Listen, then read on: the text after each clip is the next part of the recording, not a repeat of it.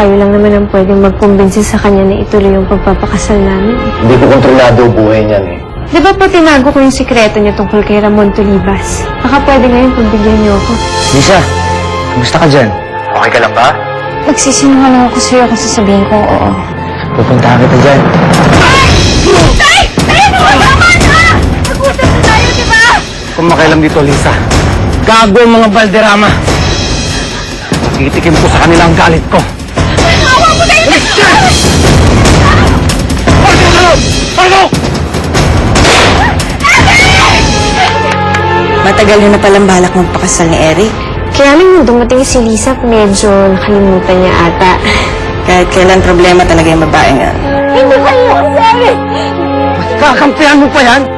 Kaysa sa akin na ama mo. Walang may tutulong sa'yo yan! Bakit kayo? May naitulong ba kayo sa akin, Itay? Ano ba talagang problema, Eric? Maya, hindi na ako sigurado eh. Saan sa kasal? Hindi na ako sigurado sa nararamdaman ko para sa'yo. Anong ginagawa nito dito? Dito na siya titira. Pupunta na ako sa kwarto. Excuse me.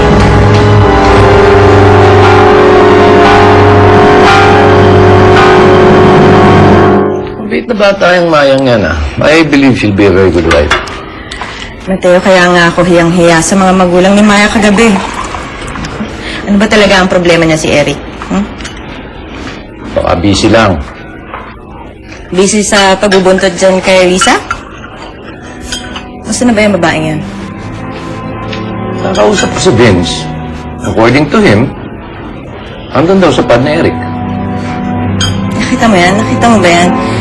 Diba, andun na ako, dala niya ang anak ni Benny. Pero si Eric is engaged to Maya. What is she doing in Eric's pad? Yung tulungan mo siya, sobra-sobra na. Bakit kailangan itira mo yan dito? At saka teka, hindi mo naman tinanong yung opinion ko tungkol dyan ha. Girlfriend mo ko. Maya, wala siyang ibang mapupuntahan. Wala siyang kamag-anak o kapatid. Bahay ko to. At kahit sino, pwede kong patirahin dito. Takot na takot kang pakasalan ako. Pero si Lisa kakasamahin mo. Bahala ka. Ay naku, diyan ka magaling. Talikuran ako pag gusto mo makaiwas. Eh wala namang patutungan yung pinag-uusapan natin eh. Eh ano nalang sasabihin ng ibang tao ha, Eric? Fiancé ko may kinakasamang iba, ganon? Kung ayusin mo yan ha. Huwag mo ako ilalagay sa kahihiyan.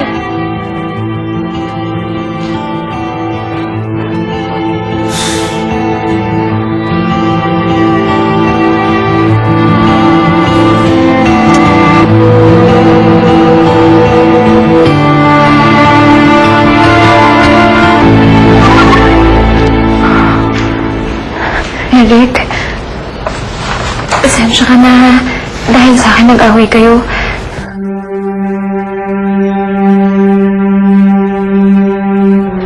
Huwag ko lang pansinin yun. Basta kahit ano mangyari, dito ka lang. Ayaw mo kasi na magkasamaan kayo ni Maya eh. Ano yan?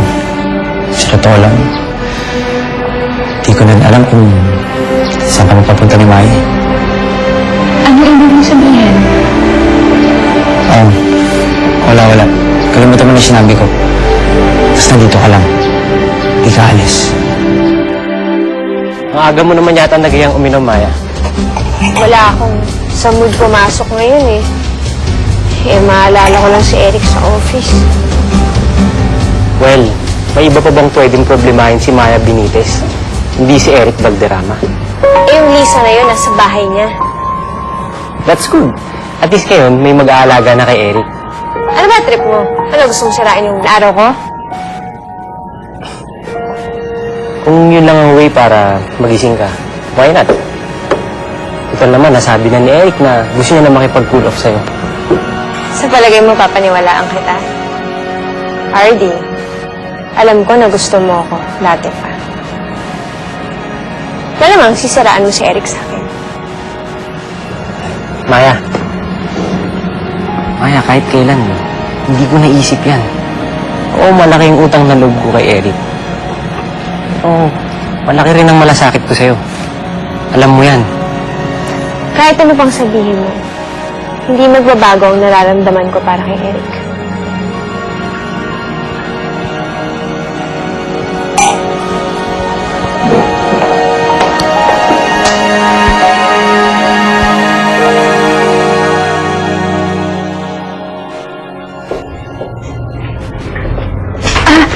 Eric, naiwan mo.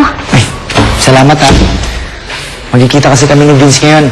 Pag-uusapan namin yung iba ko pang investments. Anong gusto mong kainin mamaya? Ipagluluto kita. Ikaw na bahala. Sigurado naman akong magugustuhan ko yan eh. Kamusta yung sugat mo?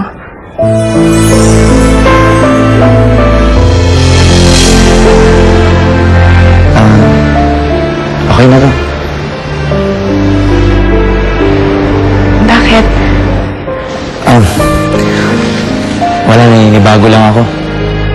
Anong gibago saan? Di kasi ako sanay na may nag-aasikaso sa akin eh. Sanay lang ako na kikisa sa bahay na to. Sige, mauna na ako. Sige.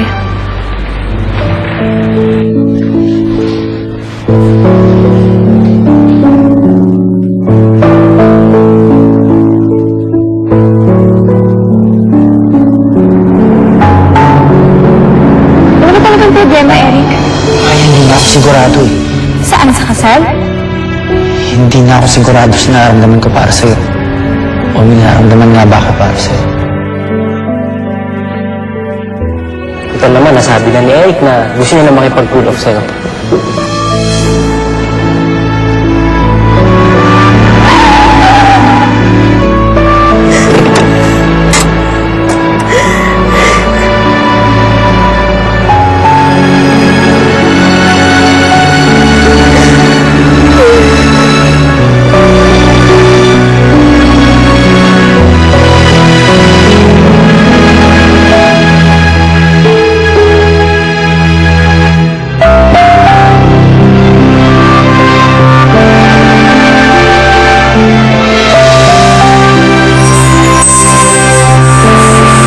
Ikaw na ba ang susunod sa akin? Magbandesyo na! Ngayong Miyerkules at Huwebes, magkita Pare, magtrabaho ka sa kumpanya. Eric, Vince, alam mo, meron pang isang kwarto dun sa bahay ko eh. Pwede dun yung bata. Saka sa tingin mo magiging anak ni Lisa. Babae o lalaki? pare, hanggang ngayon ba si Lisa pa din? Halika dito. Sumunod ka!